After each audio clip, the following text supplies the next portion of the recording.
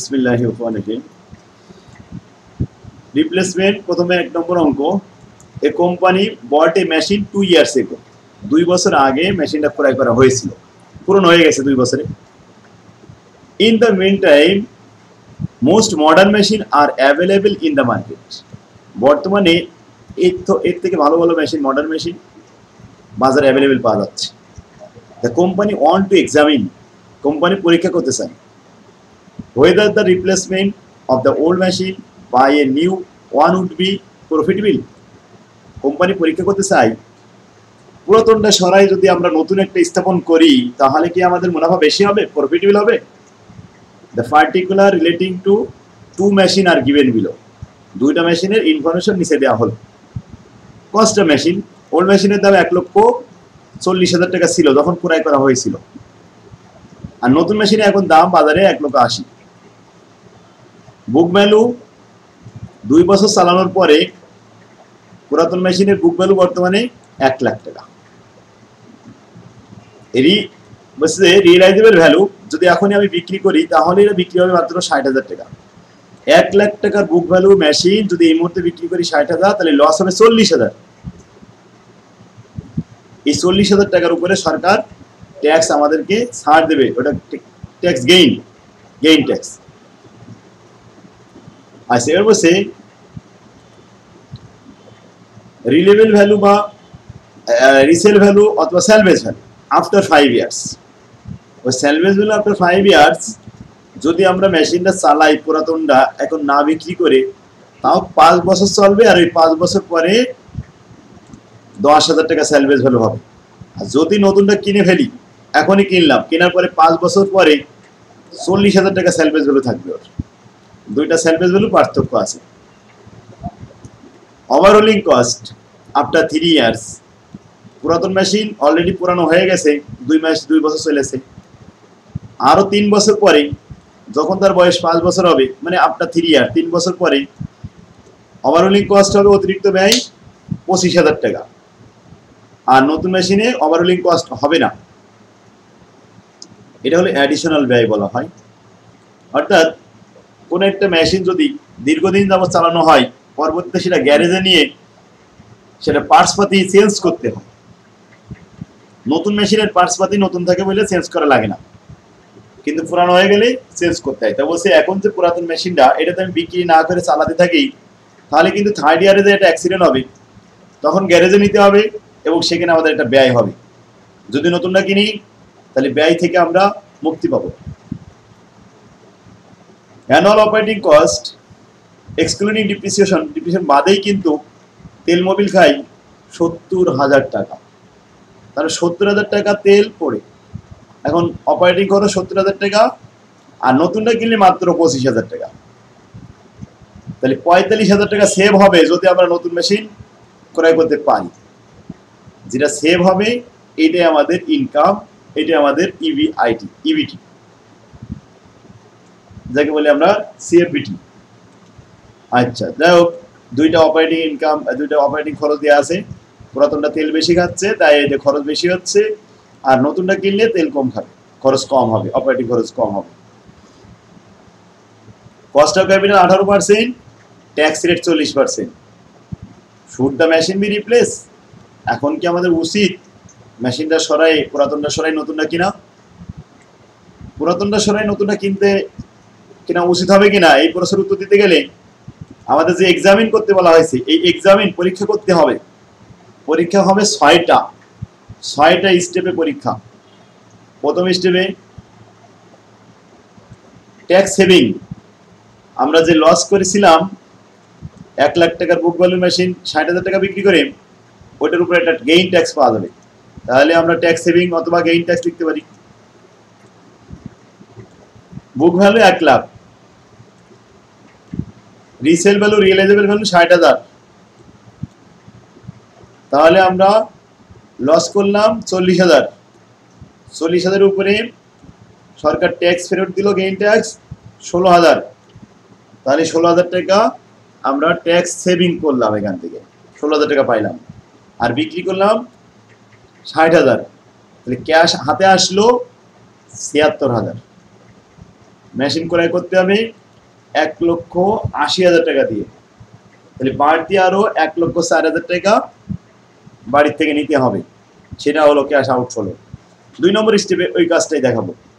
NEET cash outflow, cost of new machine 1,80,000, আমরা machine বিক্রি করেছি পুরাতন মেশিন 60,000,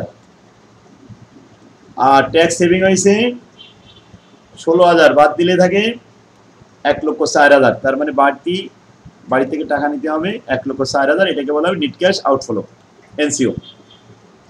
3 নম্বর কাজ হলো ডিফারেন্ট ডিপ্রিসিয়েশন। হ্যাঁ, ডিপ্রিসিয়েশন দুই রকম হয়েছে, আর আয়ুষ্কাল সবসময় ওল্ড মেশিন আর নিউ মেশিন একই রকম থাকবে। নিউ মেশিনের দাম বেশি, তাই অবস্থায় বেশি হবে বলে আমরা প্রথমে লিখেছি 1,80,000 টাকার মেশিন 5 বছর চললে 36,000 টাকা প্রতি বছরের অবস্থায়। আর ওল্ড মেশিনের বুক ভ্যালু বর্তমানে 1 লাখ, এখান থেকে যদি আবার 5 বছর চালানো যায় তাহলে প্রতি বছরের অবস্থায় 20,000, তাহলে 20 আর 36 ডিফারেন্স হলো, এটা হলো ডিফারেন্স ডিপ্রিসিয়েশন। কয় নম্বর স্টেপ? 3 নম্বর স্টেপ।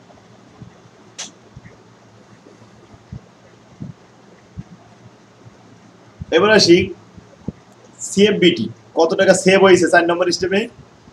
আমাদের পুরাতন মেশিনে তেল খায় 70,000 আর নিউ মেশিনে তেল খায় মাত্র অপারেটিং খরচ 25,000, তাহলে কস্ট সেভ হচ্ছে কত? 45,000।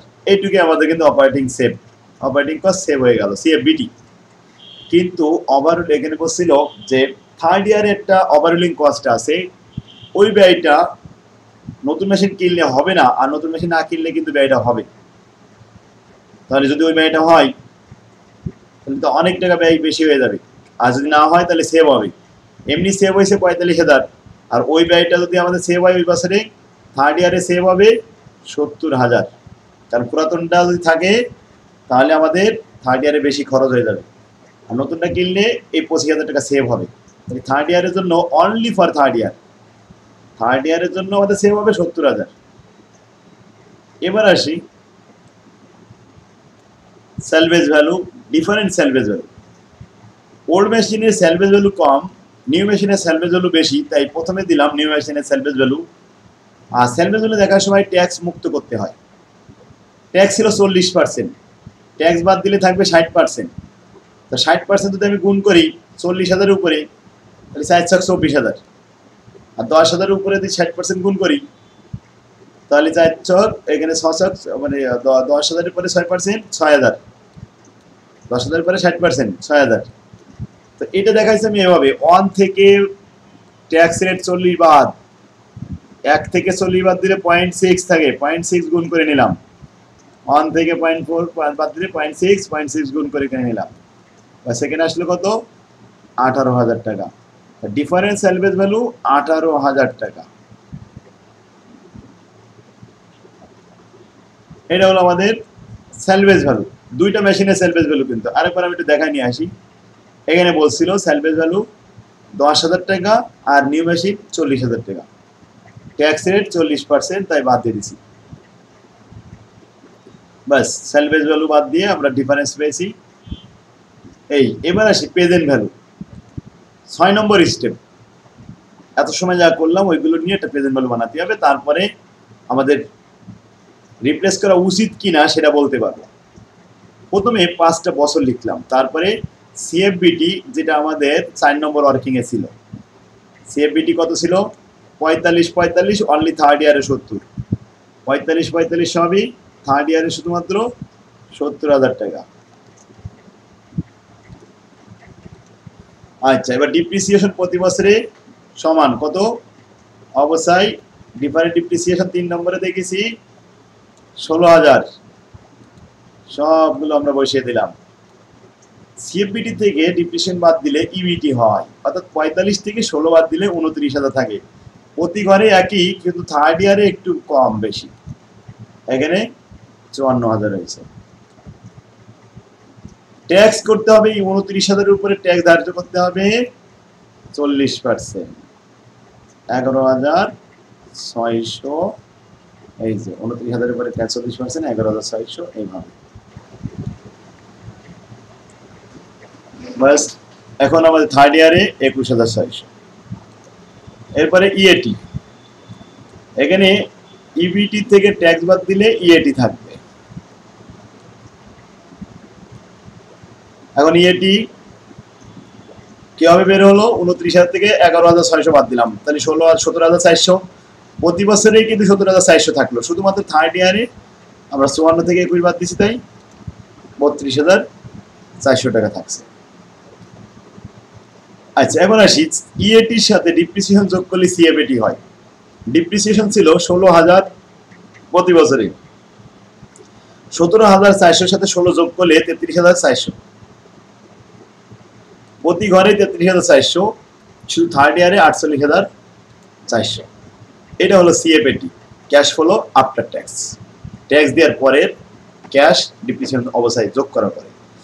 এখন স্যালভেজ ভ্যালু ছিল আমাদের পঞ্চম বছরে লাস্টে 18,000 টাকা, এটা আমি এখানে দেখাইছিলাম 5 নম্বর স্টেপের কাজ, 18,000 টাকা। এটা সিএফএটির ঘরে লাস্টে আবার পঞ্চম বছর লিখে দেখাই দিতে হবে। এখন পিবি ফ্যাক্টর, ডিসকাউন্ট ফ্যাক্টর, এটা আমাদের সূত্রের মাধ্যমে বের করতে হবে। পিবি ফ্যাক্টর কিভাবে বের করতে হয়? অন ভাগ ব্র্যাকেট শুরু 1 প্লাস আই 18% এই পরিস্থিতি দেওয়া ছিল। কত পার্সেন্ট? যদি 10% দেওয়া থাকে তাহলে 0.10, এখানে 18% লেখা ছিল তাই 0.18 লিখেছি। যদি 12 লেখা থাকতো 0.12 লিখতে হতো। এবার টু দি পাওয়ার, এখানে দেখাবো পাওয়ারটা n, আমি n দিলাম নাম্বার অফ ইয়ার। এখন ফার্স্ট ইয়ার হলে 1 দিতে হবে, এই যে পি ফ্যাক্টর, এই সূত্র এখানে রাখলাম। তাহলে প্রথম বছরে পাওয়ার হবে অন পাওয়ার দিলে এই মানটা পেয়ে যাবেন। পাওয়ার চেঞ্জ করে 2 দেবেন, দ্বিতীয় বছরে দেখবেন এটা আসবে। পাওয়ার চেঞ্জ করে 3 দিলে এটা আসবে, 3 দিলে এটা আসবে, 4 দিলে এটা আসবে, 5 দিলে এটা আসবে। ওই 5টাই আবার এখানে পুনরায় লিখবেন, বাস। ওকে, এই এখন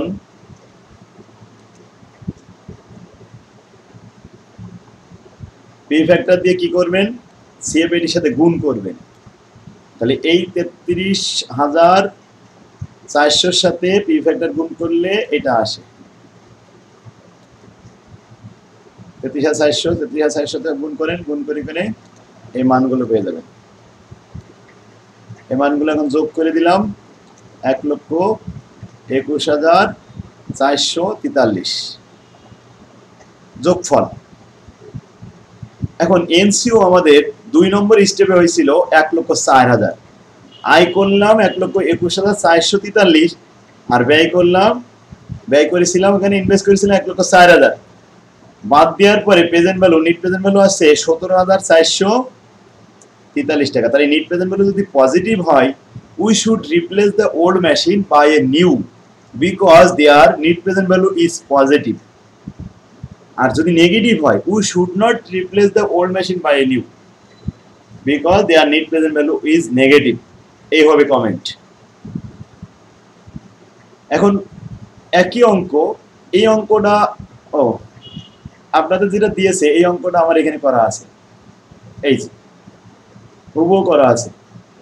এই অঙ্কটাই আপনাদের পরীক্ষায় দিচ্ছি, এই দেখেন এখানে অ্যান্সার করা রয়েছে সেম, একবার যে করে রিকোয়ারমেন্ট বলেছি সেই করেই করা আছে। A firm is considering the replacing with the existing computer system, same অঙ্ক 2 years ago, 2 বছর আগে যার কস্ট ছিল 3,25,000 টাকা। The system can be sold today. এখন আমরা এটা বিক্রি করতে পারবো 2 লাখ টাকা। 3,25,000 টাকার মেশিন 2 লক্ষ টাকা বিক্রি করলে 1,25,000 টাকা লস। তো লস হলে কি হবে? ট্যাক্স সেভিং হবে। It is being depreciated using the useful life of machine 5 years.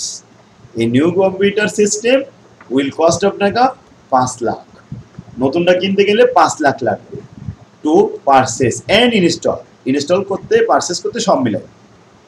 Replacement of the computer system would not involve any change, কোনো কিছু চেঞ্জ হবে না in net working capital, assuming 40% tax rate, depreciated straight line basis SLD. এখন আছে calculate the book value of the existing computer system. Book value দেখাতে হবে। এখন যেটা আমাদের বুক ভ্যালুটা দেখাই যে কি হবে। কস্ট অফ এক্সিস্টিং কম্পিউটার 3,25,000 টাকা। তো 3,25,000 টাকা 2 বছর হয়ে গেছে অবস্থায়। অবস্থায় যদি 2 বছর হয়ে যায় তাহলে প্রতি বছরের অবস্থায় আমরা একটু বের করে নিছি। এখানে কত টাকা? 65,000। 5 বছর দিয়ে ভাগ করে প্রতি বছরে 65। একটা জিনিস ওখানে খেয়াল করতে হবে, স্ট্রেট লাইন মেথড বলে সেই জায়গায়, কিন্তু আপনাদের ওখানে স্ট্রেট লাইন বলিনি। এখানে বলছে পার্সেন্টেজ, প্রথমে 20%, তারপরে এটা কত? 32%। 3,25,000 উপরে 20% কাটবেন, সেই টাকা বাদ দিয়ে তারপরে আবার 32% কাটবেন, তাহলে অবস্থায় চলে আসবে 2 বছরের। আচ্ছা, সেই 2 বছরের অবস্থায় যেমন এখানে হয়েছে আপনার 2 বছরের অবস্থায় 1,30,000, ওখানে অবশ্যই একটা চেঞ্জ হবে। এই জায়গা থেকে বাদ দেওয়ার পরে যেটা থাকবে এইটা হলো বুক ভ্যালু। এইটাই প্রস্তুত করেছে যে বুক ভ্যালু দেখাও 2 বছর পরে। তাহলে 2 বছর পরে বুক ভ্যালু দেখাবেন, বাস অ্যান্সার হয়ে গেল। ছোট হয়ে গেছে অঙ্ক আপনার। Find the after tax proceed it the sale for 2 লক্ষ। আচ্ছা, 2 লক্ষ টাকা বিক্রি করা যায়, এই যে 2 লক্ষ টাকা দিয়ে বিক্রি করা হয়, তাহলে ট্যাক্সের পরে কত টাকা থাকবে তাই দেখাতে হবে। বিক্রি করলাম কম্পিউটার 2 লাখ, বুক ভ্যালু উপরে থেকে নিলাম 1,95,000। আচ্ছা, 1,95,000 টাকা মেশিন 2 লাখ টাকা বিক্রি করা যায়, তো লাভ হয়েছে, তো লস হয়নি। Gain on sell of old computer 5,000 টাকা।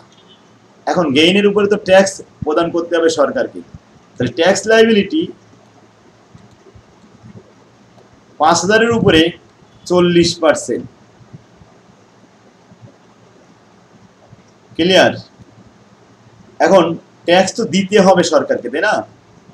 আপনি বিক্রি করলেন 2 লাখ, সরকারকে দিতে হবে 2,000, তাহলে আপনার পকেটে থাকবে কত? 1,98,000। সুতরাং নিট প্রসিড হবে 1,98,000, ট্যাক্সটা বাদ দিতে হবে। বুঝতে পারছেন? Determine the initial investment associated with the replacement project. এখন ওই যে 2 নম্বর স্টেপে কাজ করেছিলাম, ইনিশিয়াল ইনভেস্টমেন্ট, বাড়ির থেকে অতিরিক্ত কত টাকা নিয়ে আসা লাগবে? আপনার 5 লাখ টাকা দিয়ে মেশিন কিনতে যাবেন, এখানে বিক্রি করেছেন 1,98,000 টাকা। 5 লক্ষ থেকে 1,98,000 বাদ দেন, বাস কয় টাকা আনতে হবে, ইনভেস্ট করতে হবে, পেয়ে যাবেন। তাহলে 5 লক্ষ বাদ দিলাম 2,000, বাদ দিলাম 2 লক্ষ, এই যে যোগ করলাম 2,000, বাদ দিলাম 2 লক্ষ, মানে কিন্তু 98,000ই বাদ দিছি। প্রকৃতপক্ষে 98,000 বাদ দেওয়া হয়েছে, এই যে 2,000 যোগ আর 2 লক্ষ বাদ, তার মানে কি 1,98,000 হয়েছে না? এটা বাদ দিলে হবে সরাসরি। আমি অবশ্যই ট্যাক্স রেটটা এটা যোগ করে নিয়েছি আর এটা মাইনাস করেছি। ফলাফল কত? 3,02,000। কি হালিম সাহেব বোঝা গেছে? জি স্যার। তাহলে সেম অঙ্ক, শুধু একটা জায়গায় পার্থক্য হয়েছে, অবশ্যই কিন্তু স্ট্রেট লাইন দেয়নি আপনাদের। যদি স্ট্রেট লাইন দেয় এবার দিতে তো পারি নাকি? জি স্যার, দিতে পারে। তাই স্ট্রেট লাইন এই যে আপনাদের এখানে আছে পার্সেন্টেজ অনুযায়ী। ব্যাস এখানে দেখেন ওই যে 3টে প্রশ্ন অ্যান্সার করলাম, সেই 3টে প্রশ্নই কিন্তু এখানে বলেছে। তাহলে রিপ্লেসমেন্টের ফুল অঙ্ক কিন্তু আমরা প্রথম ভিডিওতে যেটা এইটা দেখালাম, এইটা প্রথমটা হচ্ছে ফুল অঙ্ক, আর এইগুলো হচ্ছে স্লাইড, কিছু কিছু প্রশ্ন, কিছু কিছু আংশিক। এই দুটো অঙ্ক আমার বইতে ছিল, তার মধ্যে এইটাই আপনাদের প্রশ্ন দিয়েছে। রিপ্লেসমেন্ট বুক ভ্যালুটা যে, হ্যালো স্যার। হ্যাঁ বলি বলেন স্যার, যে বুক ভ্যালু যে পার্সেন্টেজটা বিয়োগ করতে হয়, এই জিনিসটা যদি কাইন্ডলি বলতেন। পার্সেন্টেজটা বিয়োগ করতে তাই? হ্যাঁ, এটা একটু স্যার বিয়োগ হয় এখানে আমি যদি এখন আপনাদের কি হবে দেখা, আচ্ছা এইটাই আমি কপি করে নিচ্ছি, আপনাদের ওখানে দেখাচ্ছি।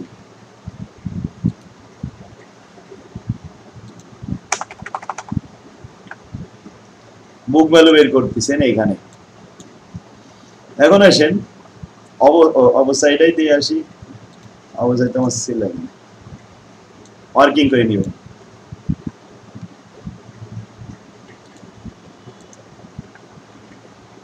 ডিপ্রিসিয়েশন প্রথমে অবশ্যই হবে 3,25,000 টাকা ইন্টু 20% ছিল প্রথম বছরে,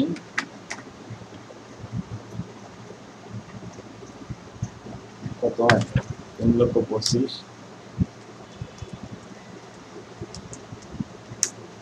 65,000 টাকা আইছে। হ্যাঁ, এটা তো 65,000 বেড়ে গেছে। এটা হলো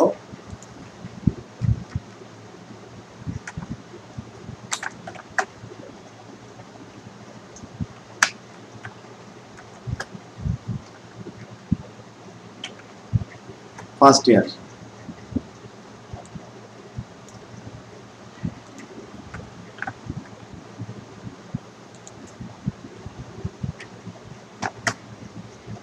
সেকেন্ড ইয়ারে এখানে অবশ্যই করার সময় 3,25,000 মাইনাস 65,000 ব্র্যাকেট ক্লোজ, কত পার্সেন্ট বলেছিল পরেরটা মনে আছে? 32 স্যার। 32%। হ্যাঁ,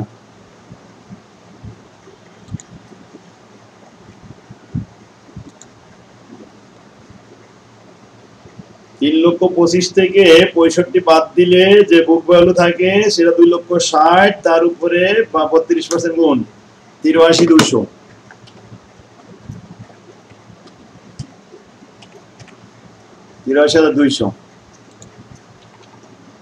এখন এখানে আসেন 65 প্লাস 83,200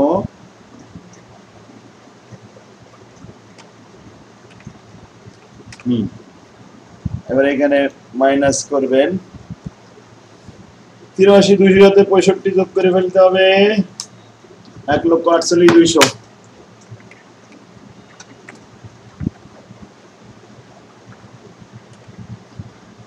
এবার বুক ভ্যালু কত আসে? 3,25,000 1,48,200 বাদ দিলাম 1,76,800।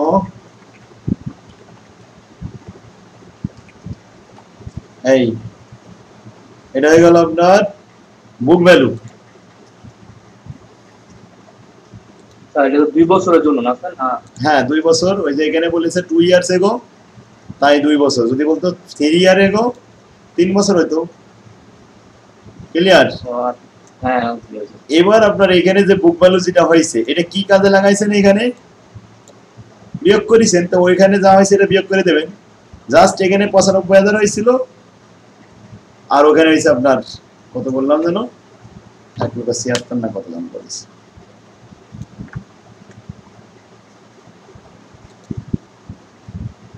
এই যে 1,76,800।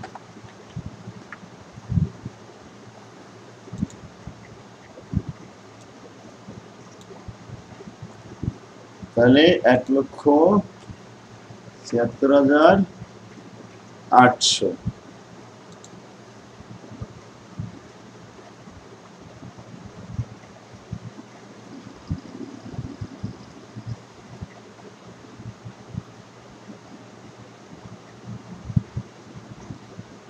লক্ষ থেকে বাদ দিচ্ছি 23,200।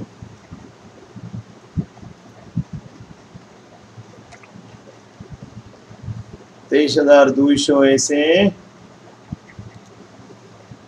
গেইন। 23,200 করে ট্যাক্স দিতে হবে 40, 9,280।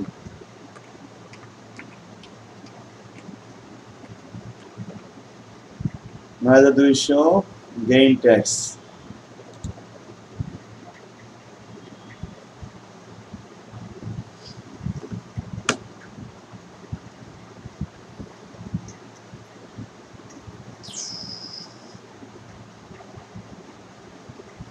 চাইছিল জানেন এখানে after tax sales proceed এনসেড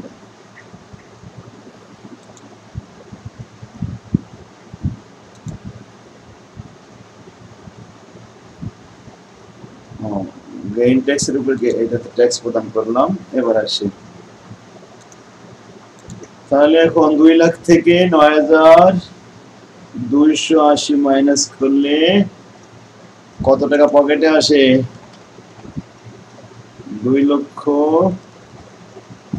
minus 1,90,720 টাকা এটা আসছে আমাদের প্রকৃতপক্ষে নেট প্রসিড এখন এখানে বলছে যে এনসিও কত কত লাগবে আমাদের এত বড় করার দরকার নেই ট্যাক্স পেইডও লেখার দরকার নেই এসব কেটে দিলাম টোটালও দরকার নেই এটা কেটে দিলাম এই সেল অফ ওল্ড কম্পিউটার এখানে লিখে দেব 1 লক্ষ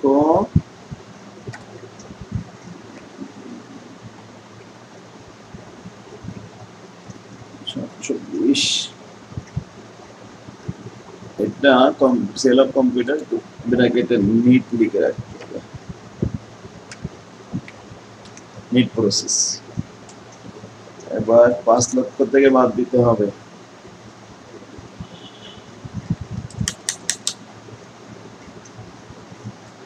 3,09,280 3,09,280 এই যে आंसर হয়ে গেছে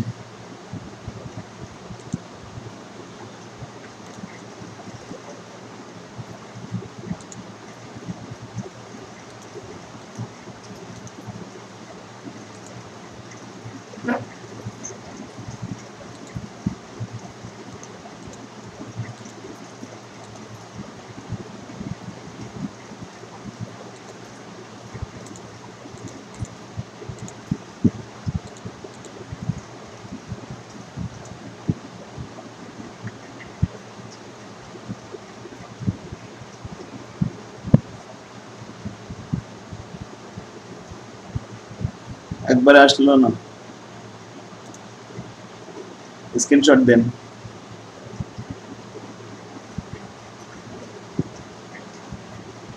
আমি আর একটু ছোট করে দেব ওয়ার্কিং সহ নিয়ে আসি ফন্ট ছোট করলে দিতে পারছো ভাই চলে আসছে এই যে ওয়ার্কিং থেকে শুরু করে এই পর্যন্ত চলে আসছে ওটা ফেলেন 11:30 হয়ে গেছে